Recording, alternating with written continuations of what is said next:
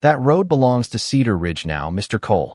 Vanessa Whitmore said it like she was telling me the weather, standing 20 feet inside my ranch while amber hazard lights flashed across her white Range Rover. It was 5:43 on a Tuesday morning, and the first thing that woke me wasn't her voice. It was Diesel, a low mechanical growl rolling across the pasture, followed by the metallic clank of something heavy being unloaded near my cattle gate. I pulled on my boots and stepped outside into cold October air that smelled like damp grass, exhaust, and fresh asphalt. Beyond the fence, two contractor trucks idled beside the road that cut along the eastern edge of Cole Ranch. A county deputy stood near his cruiser, holding a clipboard. Vanessa stood beside him in a cream-colored coat, perfectly composed, one hand wrapped around a paper coffee cup. She looked like she'd arrived for a ribbon cutting. "Morning, Ethan," she said. "We've been trying to resolve this peacefully." I looked at the trucks, then the temporary yellow barricades, then the Cedar Ridge HOA sign someone had planted beside my gate overnight. Resolve what? The deputy approached before Vanessa could answer. He was polite, almost apologetic. "Ethan Cole. That's me." He handed me a thick envelope. The paper felt cold against my fingers. Cedar Ridge Estates Homeowners Association versus Ethan Cole. Petition for declaratory judgment. Injunctive relief. Easement rights. 3 pages in, I understood what Vanessa wanted. The HOA wasn't asking permission to use the road. They were asking a judge to declare that I no longer controlled it. "You've got 200 families depending on this access," Vanessa said. Her perfume drifted through the diesel fumes, sweet and sharp. "You can't keep treating a community road like part of some private cattle ranch." I almost laughed. Almost. Instead, I looked past her toward the pavement. School buses used that road. Delivery trucks. Fire engines. Every homeowner in Cedar Ridge drove across it to reach County Highway 16. For 12 years, nobody had questioned why. Nobody had needed to. My father believed neighbors should act like neighbors. Vanessa apparently believed. Permission eventually became ownership. "And if I disagree?" I asked. She took a slow sip of coffee. "Then we'll let the court explain it." That was when I noticed her right boot was resting beside a round brass survey marker half buried in the dirt. I knew that marker. I'd watched my father uncover it with a shovel when I was 14. He'd tapped the brass cap with his pocket knife and told me never to trust a fence when a survey pin could tell you the truth. Vanessa didn't even look down. She had no idea what she was standing beside. 3 weeks later, 200 homeowners would learn that their HOA had gambled away the legal foundation beneath the only road connecting their subdivision to the highway. But that morning, Vanessa just smiled, handed me her attorney's card, and said, "By the time this is finished, Ethan, you'll understand who controls this road." I slipped the lawsuit under my arm and looked once more at that brass marker in the dirt. "Yeah," I said, "I think one of us will." I watched Vanessa's Range Rover disappear beyond the cattle gate, then stood there until the diesel noise faded and the pasture became quiet again. That road had never looked important when I was growing up. Back then it was barely 12 feet wide, 2 pale tire tracks running through limestone gravel along the eastern edge of our property. Cole Ranch covered 312 acres of rolling Texas grassland, scattered live oaks, cedar breaks, and enough stubborn caliche soil to ruin a good shovel. My grandfather bought the first 180 acres in 1964. My father added the rest piece by piece, never borrowing more than he could pay back with cattle money and contract work. I grew up measuring seasons by that land. Spring smelled like wet cedar and diesel from the tractor. August meant dust hanging behind pickup trucks like brown smoke. Winter mornings meant frozen gate chains and coffee steaming through the cracked lid of my father's old thermos. I left at 22 and spent almost 2 decades working civil construction around Central Texas. Roads, drainage systems, retaining walls, commercial site preparation. I learned something most homeowners never have. A reason to think about. A road is not just asphalt. Underneath it are boundaries, drainage rights, maintenance obligations, surveys, permits, easements, and signatures. Every foot belongs somewhere. Every legal right came from somebody. When my father died 6 years ago, I came home and took over the ranch. By then, Cedar Ridge Estates had spread across the land east of us like someone had dropped suburbia from the sky. 200 houses, matching stone mailboxes, irrigated lawns glowing green through Texas summers. The old gravel track had become smooth black pavement carrying hundreds of vehicles every day. My father had allowed the original developer to improve it when Cedar Ridge was being built. I remembered sitting at our kitchen table when I was 16 while two men in clean boots explained their plans. Dad listened without interrupting, turning a brown envelope slowly between his rough hands. Finally, he said, "People need a way home. They can use the road." One developer smiled and reached for his pen. Dad did not smile back. "Use it," he repeated. "That does not make it theirs."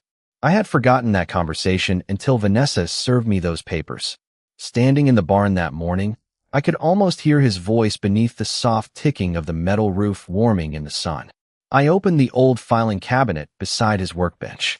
Tax receipts, cattle records, equipment manuals, survey maps with coffee stains older than some of the houses in Cedar Ridge. I searched for nearly an hour, but the brown envelope was gone. All I found was an old photograph of Dad beside the original ranch gate. Behind him, almost hidden by weeds, was that same brass survey marker Vanessa had stood beside that morning. I turned the photograph over. My father's handwriting covered the back in faded blue ink. For words stopped me cold. County Copy Controls wrote. The photograph stayed in my shirt pocket for the rest of that morning. I did not know exactly what my father meant by those 4 words, but I knew him well enough to understand they were not written there by accident. Before I could start digging through county records, Vanessa made her next move.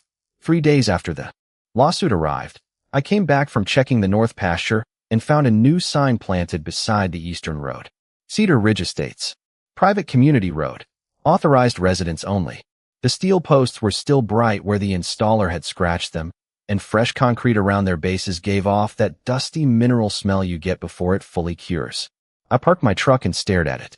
The sign stood 6 feet inside the boundary marked on every survey my family had ever owned. I took photographs from 4 angles, measured the distance from the brass marker, and wrote down the time. Years in civil construction had taught me that arguments disappear. Measurements do not. The following Monday, a small security booth appeared near the entrance. Then 2 cameras went up on galvanized poles. Then white lane markings showed up across pavement that had never needed them before. Vanessa was not waiting for a judge. She was changing the appearance of the property one piece at a time, making the road look like it had always belonged to Cedar Ridge. That Friday, I was hauling a livestock trailer toward the south pasture when a uniformed security guard stepped into the lane and raised one hand. I eased the truck to a stop. Gravel popped beneath the trailer tires. "Identification, please," he said. I thought I had misheard him. "For what?" "Cedar Ridge access." I looked through the windshield at my fence running parallel to the pavement. 20 yards beyond it, my cattle were standing under a live oak. "I am going to my south pasture." He glanced at a tablet. Commercial and agricultural vehicles require authorization from the Homeowners Association office. I turned off the engine. The sudden silence felt heavier than the diesel rumble had. "What is your name?" I asked.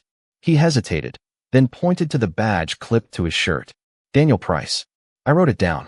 I asked who hired his company. He gave me Vanessa's name. I asked whether he had been shown a deed, easement, survey, or court order establishing Homeowners Association control over the road. His expression changed. "Sir, I just have instructions." "That is fine, Daniel. I am not blaming you." I photographed the booth, the camera poles, the painted lines, and the authorization notice taped inside his window. Then I backed the trailer away and used an older ranch trail to reach the pasture. It added nearly 2 miles to the trip, but that was not the point. That evening, I printed every photograph and laid them across my kitchen table beside the lawsuit. The smell of printer ink mixed with cold coffee. Sign. Booth. Cameras. Paint. Security checkpoint. None of it felt random anymore. Vanessa was building a story out of steel and concrete before the court ever heard mine. Then my phone buzzed. An email from the Cedar Ridge office had arrived. Vanessa wanted me at the clubhouse Monday morning to discuss what she called a final settlement opportunity. Attached was a map. My road was colored blue. Across the top, in bold letters, were 3 words that made my jaw tighten. Homeowners Association property. Monday morning, the Cedar Ridge clubhouse smelled like lemon cleaner, burnt coffee, and money. Vanessa had chosen the conference room overlooking the subdivision entrance, where every car entering or leaving passed across the road. She had already started calling hers. Douglas Crane sat beside her in a charcoal suit with a leather folder centered perfectly in front of him. I recognized his name from the lawsuit. Property litigation. Development disputes. The kind of attorney an association hired when it wanted paperwork to feel heavier than it was. Vanessa pointed to the empty chair across from them. Ethan, please sit. We would rather resolve this without unnecessary conflict. I sat but left my jacket on. The air conditioning was cold enough to preserve meat. Between us lay an enlarged property map. My ranch was shaded tan. Cedar Ridge was green. The road cutting along my eastern boundary was bright blue. That color is new, I said. Douglas folded his hands. The association considers the roadway an established community access corridor. That was not my question. Vanessa gave me the same polished smile she used at board meetings. We are trying to be practical. She slid a document across the table. $75,000. For half a second I thought they were offering to purchase the corridor. Then I read the language beneath the number. They were not buying anything. They wanted me to acknowledge that Cedar Ridge already possessed permanent control of the road, waive any future ownership claims affecting community access, and accept $75,000 as settlement for what they called historical maintenance contributions. I read it twice. You want to pay me to admit you already own it. Douglas leaned forward slightly. We are offering compensation to avoid prolonged litigation. Show me the deed. Silence. The ventilation system hummed above us. Vanessa tapped one manicured finger against the blue line. 200 households have relied on this road for years.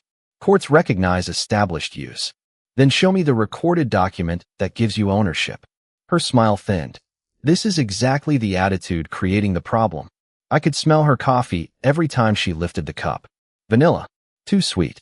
Douglas opened his folder and pushed another sheet toward me. Estimated litigation costs. Depositions. Surveys. Expert witnesses. Discovery. The numbers climbed past 6 figures. Cases involving access rights can become expensive, he said, especially for individual landowners. There it was. Not advice. Pressure wrapped in professional language. Vanessa looked through the window toward the entrance. You have cattle, equipment, taxes, maintenance. We have 200 dues-paying households. Think carefully about which side can afford a long fight. I folded the settlement offer once and placed it back on the table. I already have. Vanessa's expression hardened. Then we will ask the court for an injunction restricting your use of the corridor until ownership is resolved. I stood. Douglas remained calm, but Vanessa could not resist one final sentence. By the time this is over, that road will be Cedar Ridge property, whether you like it or not. 48 hours later, Rachel Bennett called me.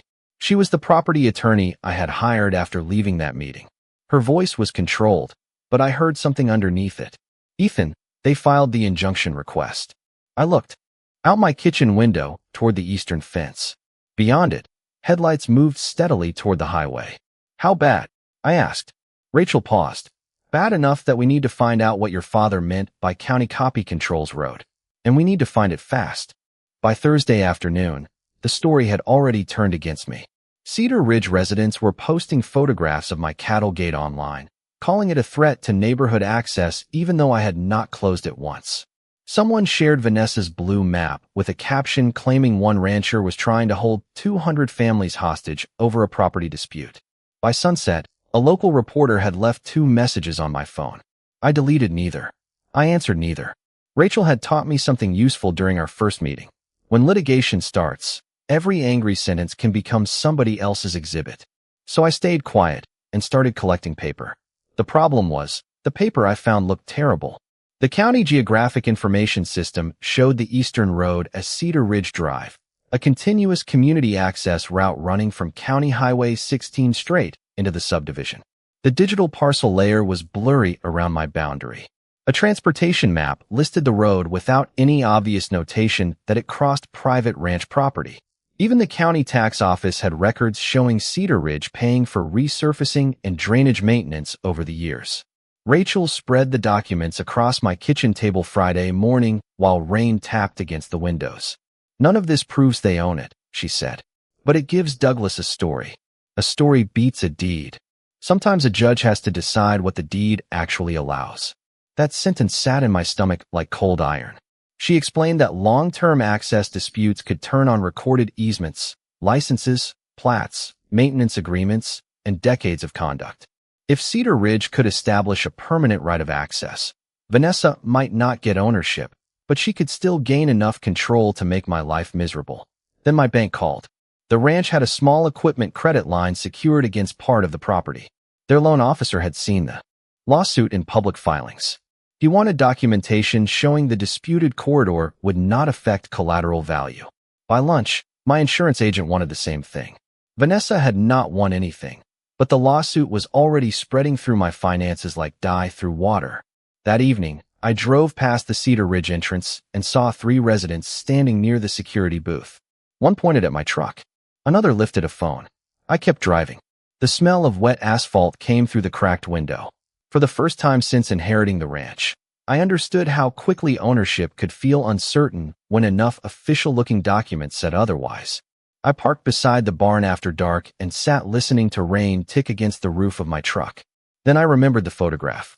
I went inside, switched on the old fluorescent lights, and pulled open every drawer in my father's workbench. Nothing. I checked the filing cabinet again. Nothing. Finally, behind a stack of equipment manuals, I found a thin brown envelope wedged flat against the back panel. My pulse jumped. The envelope was empty except for a yellowed index card in my father's handwriting. Road Agreement, 1989. Book 2147. Page 386. County Copy Controls. I called Rachel immediately. She answered on the 3rd ring. I read the numbers aloud. There was a short silence. Then I heard her keyboard start clicking. Ethan, she said, do not tell Vanessa you found this. Why? Another pause. Because if this is what I think it is, we finally know where to look.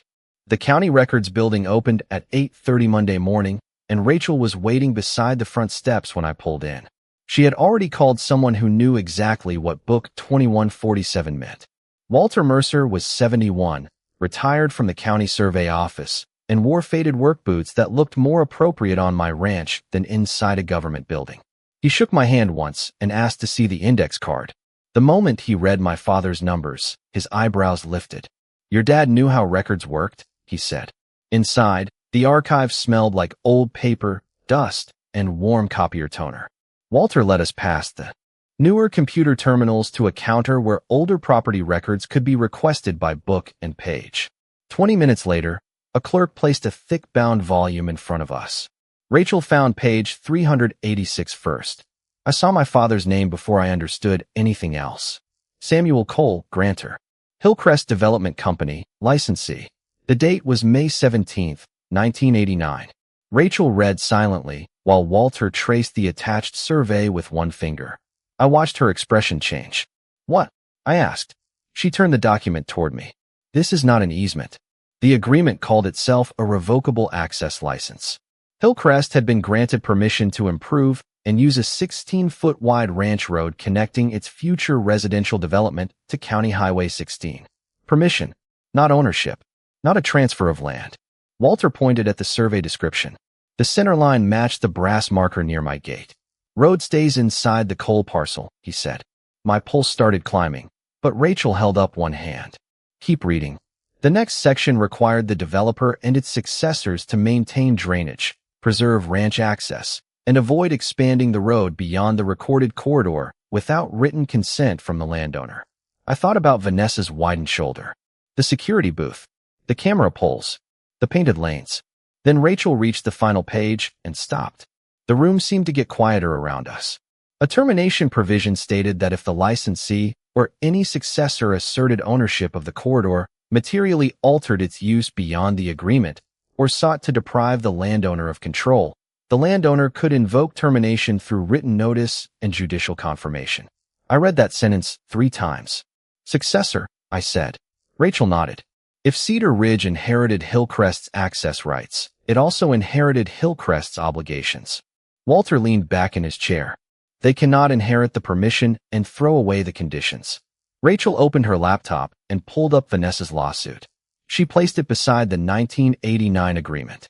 The complaint asked the court to recognize homeowners association control over the corridor and restrict my use of it. The words looked different now, less threatening, almost useful. They filed this themselves, I said. Yes. And the booth. Potential evidence. The widening. Potential evidence. The sign claiming association property. Rachel finally smiled, but there was nothing celebratory about it. Very useful potential evidence. I looked down at my father's signature, dark blue ink pressed into paper 37 years earlier. He had not hidden some magical weapon. He had done something simpler. He had written down the rules before anyone needed them. Rachel closed the record book carefully. We still need certified copies, a current survey, and confirmation that no later document replaced this agreement. I nodded. Then we get all of it. She gathered the lawsuit and slid it into her folder. One more thing. Vanessa cannot know how strong this is yet. Outside, morning traffic hummed somewhere beyond the courthouse windows. I thought about the blue map on Vanessa's conference table and her promise that the road would belong to Cedar Ridge. For the first time since the deputy handed me those papers, I was not wondering how to stop her. I was wondering how far she would go if nobody warned her she was proving my case for me. For the next 6 days, I did exactly what Vanessa expected me not to do. Nothing dramatic. I did not close the gate. I did not touch the security booth. I did not argue with residents or answer the neighborhood posts calling me unreasonable. I worked cattle, repaired a leaking water line near the north pasture, and let Rachel build the file. A licensed survey crew arrived Wednesday morning and spent nearly 9 hours tracing the eastern boundary. Their equipment clicked and beeped through the dry grass, while traffic rolled past 20 feet away. By sunset, the answer was clean. The road sat inside Cole Ranch exactly where the 1989 survey said it did. The security booth crossed the recorded corridor. One camera pole stood outside the permitted 16-foot width. Even the widened asphalt shoulder extended beyond what my father had authorized. Rachel sent Cedar Ridge a formal notice Friday afternoon. It was deliberately simple. Withdraw the ownership claim. Suspend further alterations. Intermediation to establish a modern access agreement. Nobody was threatening to close anything. Nobody was demanding money. They had a clean exit. Vanessa refused it before dinner. Her response called our position baseless and repeated that Cedar Ridge possessed permanent community rights. Douglas signed beneath her statement. Rachel forwarded it to me with 4 words. Save this in 3 places. The following Tuesday, Cedar Ridge held its monthly board meeting. I went alone and sat in the last row beneath an air vent that rattled every time the compressor started. Nearly 60 homeowners filled the room. Vanessa stood behind a folding table with the blue map displayed on an easel beside her. She talked for 20 minutes about protecting property values and defending neighborhood access from outside interference. Outside interference. I had to look down at my hands to keep from reacting. My family had owned that dirt before Cedar Ridge had a name. Then Vanessa pointed toward the map. Our attorney has advised us that surrendering control now would endanger every homeowner in this community. Douglas sat beside her without correcting the statement. A man near the front asked whether mediation might be cheaper than court. Vanessa smiled. Mediation would suggest there is something to negotiate. There is not. That sentence mattered. I saw Rachel, seated 3 chairs away, write it down. Vanessa called for a board vote authorizing continued litigation and whatever additional action council considered necessary to secure association control of the road. 5 hands rose. 1 stayed down. Motion passed. The room filled with polite applause. Vanessa looked directly at me. By next month, she said, this access issue will finally be settled. I gave her a small nod. Nothing more. She mistook silence for surrender. On my way out, Rachel caught up beside the parking lot. Warm night air carried the smell of cut grass and sprinkler water across the pavement. She had an off-ramp, I said. Yes. And she just voted to keep going. Rachel closed her folder. Inside were the certified 1989 license, the new survey, photographs of the sign, measurements of the widened shoulder, security records, Vanessa's written refusal, and minutes from the vote we had just witnessed. Now we have a documented position from the board, she said. The next morning, Cedar Ridge filed an amended request asking the court for exclusive administrative control over the corridor. I read every page at my kitchen table while sunrise turned the eastern pasture gold. Then I placed their filing beside my father's agreement. Vanessa thought she was tightening the rope around my ranch. What she had actually done was put every claim we needed in writing. The courtroom was smaller than Vanessa expected. No polished conference table. No blue map on an easel. Just fluorescent lights, dark wood, quiet voices, and a judge who cared more about recorded documents than community slogans. Vanessa sat beside Douglas in the front row wearing the same cream-colored coat she had worn the morning the lawsuit arrived. Behind them, nearly 40 Cedar Ridge homeowners filled the benches. Rachel placed one thin folder in front of me. "Let them go first," she whispered. Douglas spent almost 30 minutes describing decades of continuous access, maintenance expenses, emergency services, school transportation, and the hardship 200 households would face if the association lost control. He showed photographs of the paved road and invoices Cedar Ridge had paid over the years. Vanessa watched the judge like each receipt was another brick in a wall around my ranch. Then Rachel stood. She started with the certified survey. The brass marker from my childhood appeared enlarged on a display beside the property boundary. The new measurements matched the 1989 description. The road was inside Cole Ranch. Next came the original access license. Rachel did not rush it. She walked through the language one clause at a time. Permission to use. Permission to improve within 16 feet. Maintenance obligations. Preservation of ranch access. No transfer of ownership. Then she showed the photographs I had taken. The association property sign. The widened shoulder. The camera pole beyond the recorded corridor. The security booth where I had been asked for identification before crossing my own land. Douglas objected to the significance, but the judge kept reading.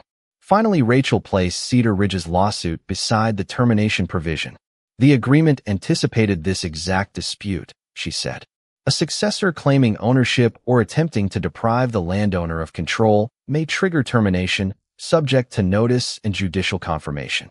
The room went completely still. I could hear the ventilation fan above the clerk's desk. Rachel handed over Vanessa's written refusal to mediate. Then the board minutes. Then the amended filing requesting exclusive administrative control. Every document carried Cedar Ridge's own name. Vanessa leaned toward Douglas and whispered something. For the first time since I had met her, he did not answer immediately. The judge denied the association's ownership claim and refused its request to control my use of the corridor. More importantly, he found that the old license could not simply be treated as permanent association property and ordered the parties into an expedited process to determine the consequences of Cedar Ridge's actions under the termination clause. That should have been the end of Vanessa's confidence. It was only the beginning of her problem. Within days, county planning officials reviewed Cedar Ridge's recorded plat. The fire marshal requested proof of lawful emergency access. Title companies began asking questions. There was no completed secondary public connection. The subdivision's only practical route to County Highway 16 depended on the very agreement Vanessa had spent weeks attacking. Nobody had put up a barricade. I had not closed the gate. The asphalt was still there. Cars were still moving. But on paper, the legal certainty beneath that road had disappeared. At the next hearing, Rachel confirmed that I was willing to preserve temporary access while a permanent solution was negotiated. Then I turned toward the benches. More Cedar Ridge residents had come this time. Nobody was looking at me with anger anymore. They were looking at Vanessa. She had entered court promising them control of a road.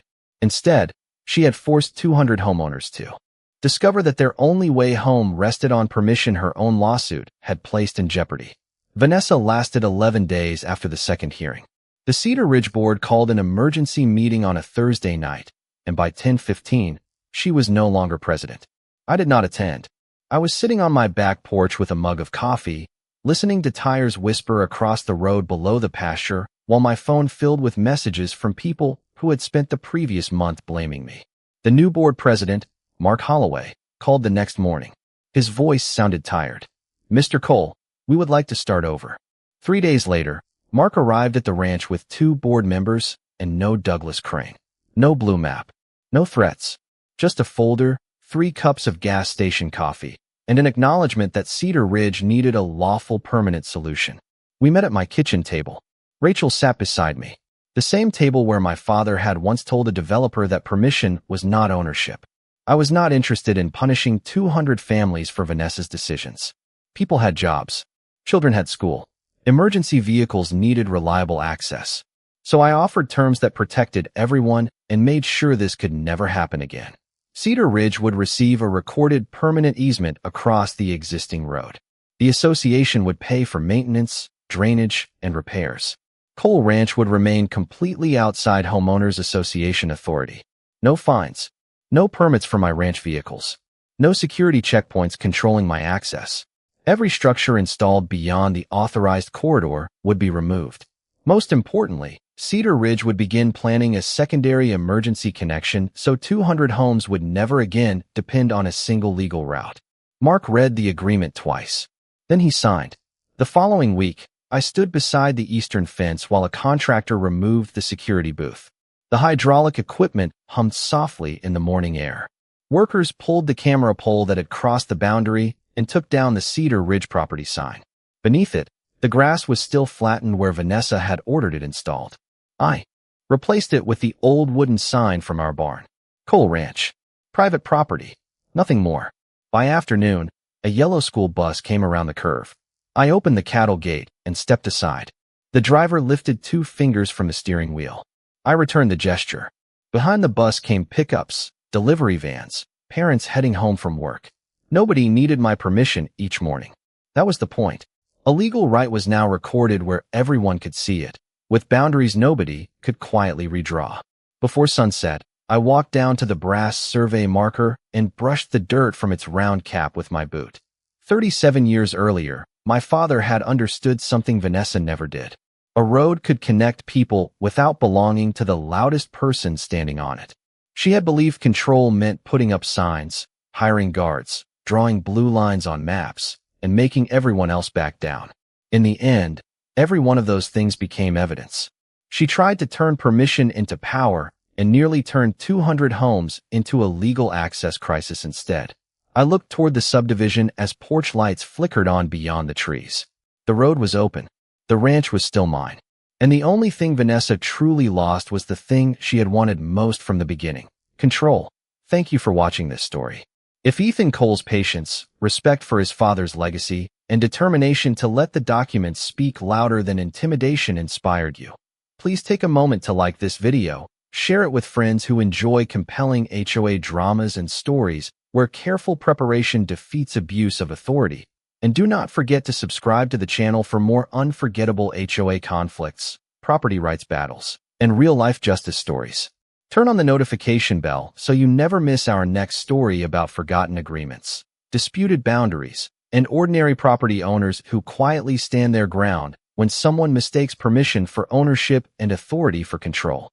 Your support helps us continue bringing these remarkable stories to life, and we cannot wait to share the next one with you. If you were in Ethan Cole's position, would you have accepted the $75,000 settlement just to end the dispute? Or would you have kept fighting until the original 1989 agreement proved who truly controlled the road? Tell us your choice in the comments and explain why.